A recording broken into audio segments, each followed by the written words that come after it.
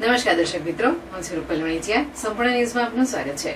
પાલનપુર તાલુકાના ગઢ ગામે મુખ્ય બજારમાં દુકાન ધરાવતા એક વેપારીએ ગામના એક ઈસમને ઉધારમાં દહીં આપવાનું ના પાડતા ઉશ્કેરાયેલા આ ઈસમે વેપારી પિતા પુત્રને ગાળો બોલી તેમજ લોખંડની પાઇપ વડે દુકાનમાં તોડફોડ કરી વેપારી યુવક પર પાઇપ વડે હુમલો કરી લાગ આવે વેપારી પિતા પુત્રને જાનથી મારી નાખવાની ધમકી આપતા ચકચાર મચી જવા પામી છે.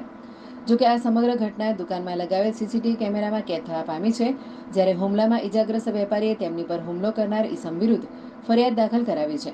પાલનપુર તાલુકાના ગઢ પંથકમાં અસામાજિક તત્વોને પોલીસનો જાણે કોઈ ડર રહ્યો ન હોય તેમ અવારનવાર નાના મોટા ઝઘડા તેમજ મારામારી કરી લોકોમાં ભય ફેલાવી રહ્યા છે. જે વચ્ચે ગઢ ગામે ભર બજારમાં આવેલ એક દુકાનમાં વેપારી પર હુમલો કરવામાં આવતા વેપારીઓમાં ફફડાટ વ્યાપી જવા પામ્યો છે. જેમાં ગઢ બસ સ્ટેન્ડ પર આવેલ અંબાણી સિટી પોઈન્ટમાં બહુચર અમૂલ પાર્લર નામની દુકાનમાં સુહાગ રાવળ નામનો ઈસમ વિજય કાંતિભાઈ રાવળના નામે ઉધારમાં દહીં લેવા આવતા વેપારી કૌશિકકુમાર શાંતિલાલ પટેલે આ ઈસમને ઉધાર બંધ કર્યું હોય તેમ કહેતા વેપારીના પિતા શાંતિલાલ પટેલે આ ઈસમને ઉધારમાં દહીં આપ્યું હતું.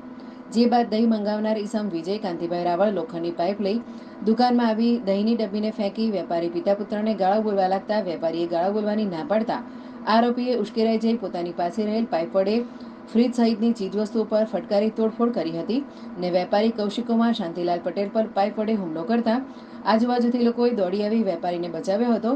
દરમિયાન હુમલો કરનાર ઈસમે વેપારી પિતા પુત્રને લાગ આવે જાનથી મારી નાખવાની ધમકી આપી હતી.